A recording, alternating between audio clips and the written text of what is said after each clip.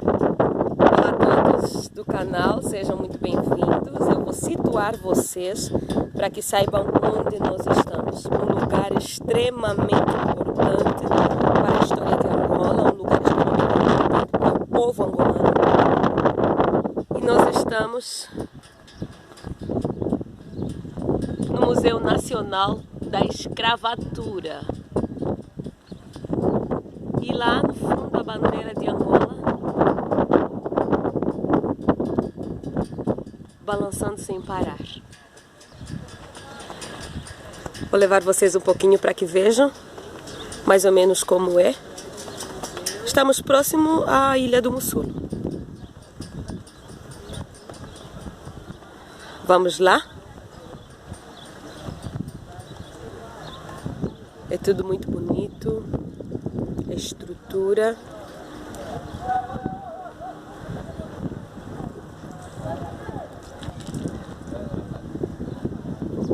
Lá no fundo já começa a praia. Dá para visualizar mais ou menos daqui. Um embondeiro. Lá no fundo, alguns jet skis. E eu vou ver se consigo entrar um pouquinho. Ele está em manutenção. Estão a renovar algumas coisas de extrema importância.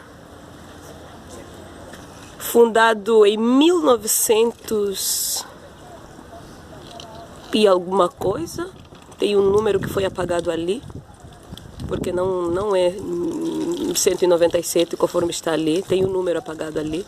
O MNE tem como principal objetivo ilustrar e manter vivo na memória de todos o genocídio a que tantos africanos foram sujeitos. A história da escravatura em Angola é apresentada ao longo das 5 salas do museu, que ilustram o percurso que homens e mulheres, crianças foram obrigados a percorrer de forma violenta, do momento em que foram capturados até a travessia do Atlântico rumo às Américas e a uma vida de completa submissão. As condições subhumanas em que sobreviviam e viajavam, ilustrados pelos instrumentos utilizados para os prender, maniatar e castigar, bem como documentos relativos a esta tenebrosa parte da história da humanidade, traduzem-se num patrimônio histórico-cultural muito rico no continente a toda a questão da escravatura.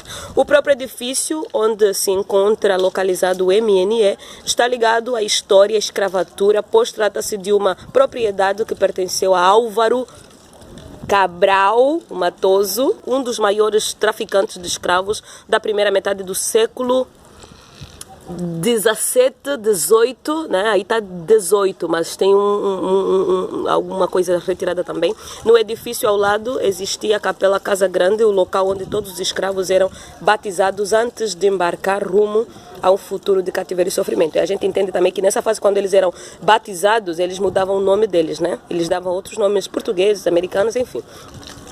O MNL serve incontornável propósito, ou seja, o Museu Nacional de Luanda, acho que seria mais ou menos assim, creio. Tem o propósito de apresentar de forma realista e educativa às novas gerações de angolanos uma vertente da sua história que é primordial que conheçam de perto e compreendam na íntegra, por forma a que o respeito pelos direitos humanos esteja sempre presente na sua forma de viver o dia a dia desde a mais tenra idade. Vamos lá? Horário de abertura, quarta a domingo, das 9 às 16 horas. Vou entrar um pouquinho aqui.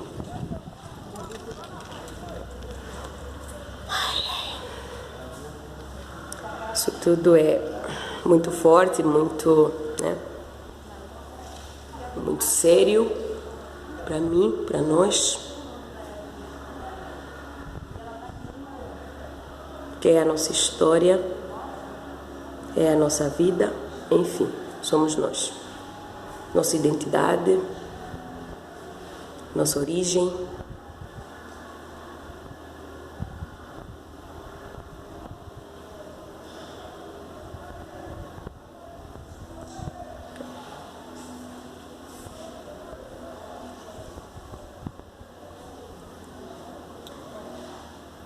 A escravidão foi tendo várias explicações. Uma delas que tem uma fundamentação religioso-moral, colocava a raiz da escravatura numa maldição divina a que os negros africanos estavam condenados. Esta constituiu a principal justificação ideológica da escravatura e do tráfico de escravos, considerados instrumentos para a salvação, sendo o batismo o primeiro passo do processo de santificação dos negros.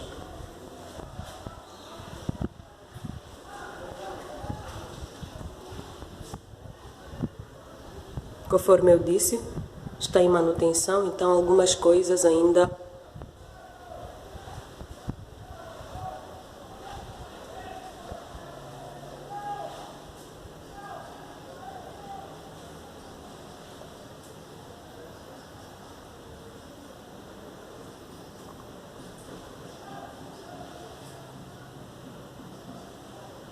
Nossa, que assustador, meu Deus.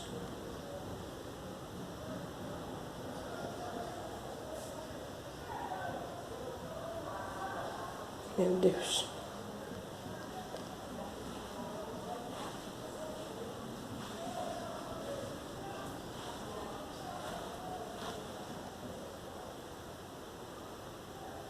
Conforme eu disse, está em manutenção. Mas na verdade me dá também uma impressão de que isso aqui está abandonado. Mas enfim, está em manutenção, vamos esperar.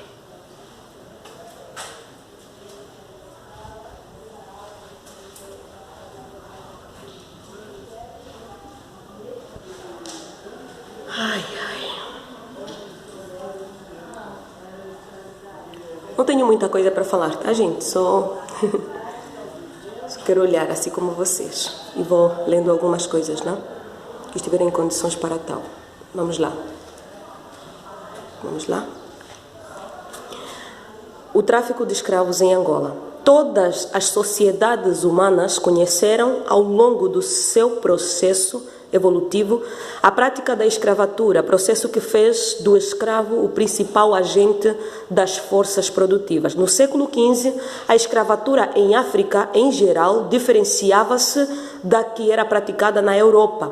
Os escravos eram adquiridos, sobretudo, nas guerras ou quando as condições sociais se degradavam por fome ou dívida, entre outras. Nestas circunstâncias, obrigavam-se os homens ou mulheres a colocarem-se sob a dependência de outrem, mas ainda assim eram integrados nas estruturas familiares. Designada também como escravatura doméstica e de acordo com o complexo sistema vigente, havia mecanismos flexíveis que aligeiravam a condição de escravo, pois este detinha alguma liberdade de ação, uma vez que a condição de escravo, em determinadas circunstâncias, podia alterar-se.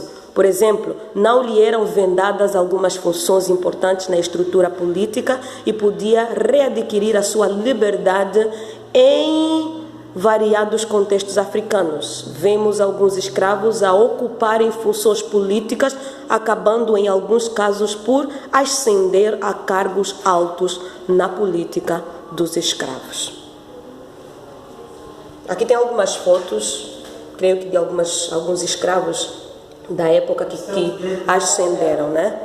Então, vamos aqui lá. Eu pergunto, e tem mais algumas inscrições aqui, como acho que vocês conseguem ler. Tá? Vão lendo calmamente.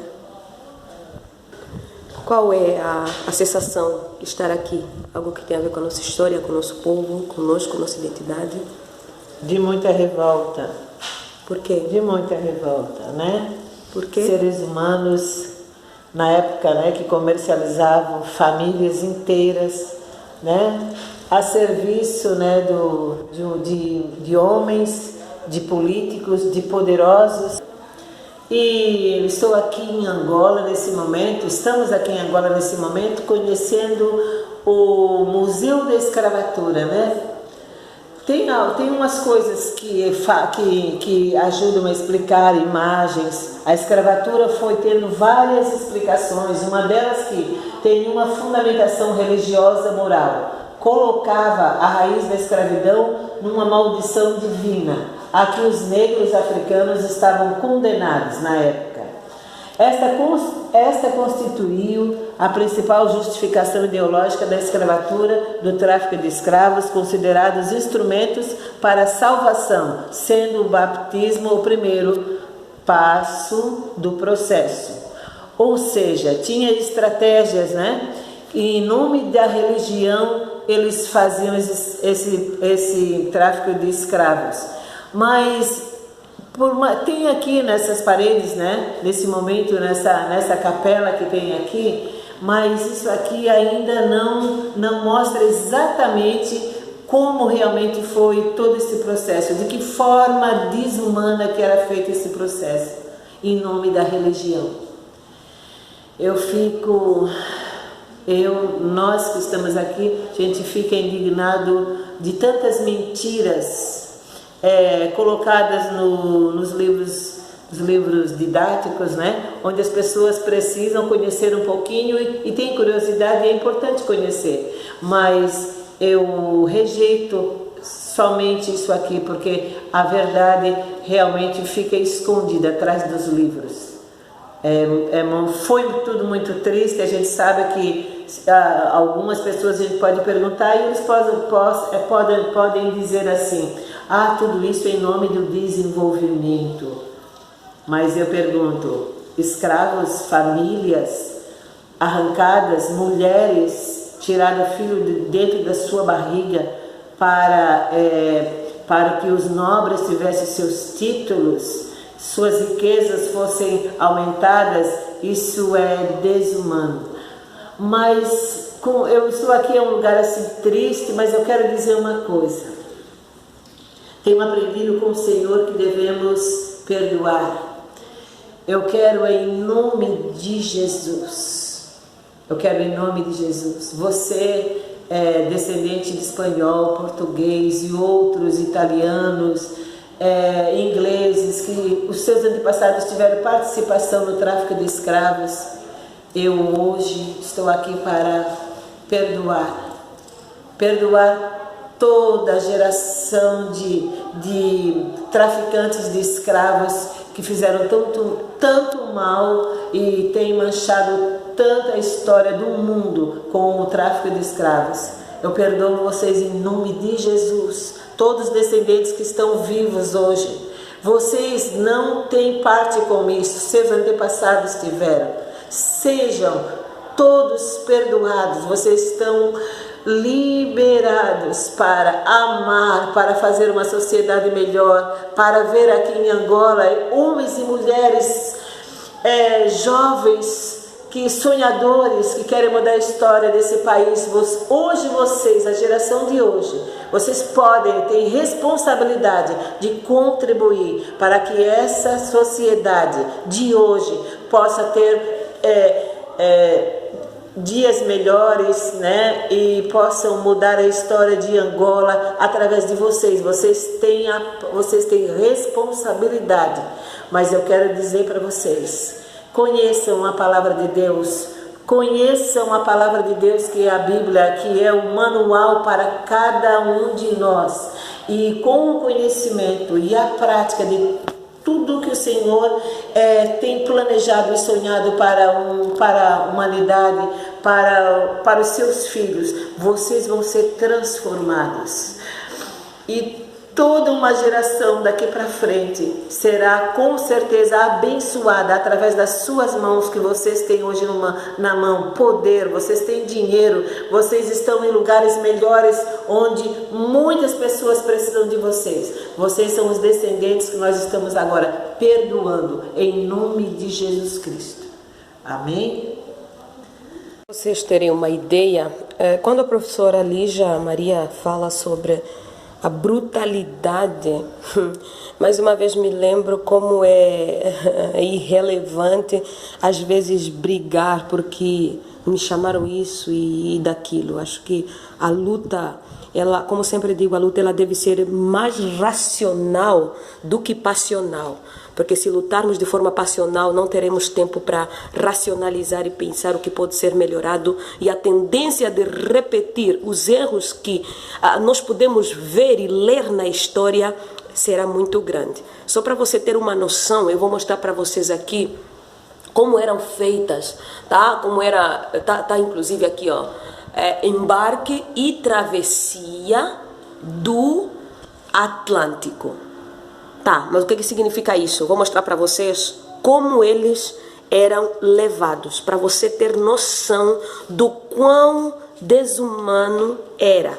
Aqui mostra que os principais portos de embarque de escravos em Angola eram Luango, século XVI, Cabinda, século XVI, XVII, XIX, Pinda, século XV e XVI, Luanda, século XVI, XVII e XVIII, Benguela, século XVII, XVIII e XIX, Moçambique, século XVIII, portos alternativos.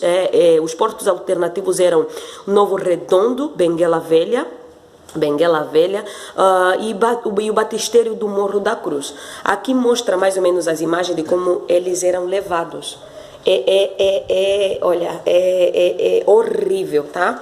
As imagens estão um pouco pretas, mas só para vocês verem aqui, eles eram colocados nos barcos deitados, porque eles se importavam mais, os traficantes se importavam mais em levar quantidades, independentemente de como eles poderiam ser levados, eles queriam levar muitos escravos.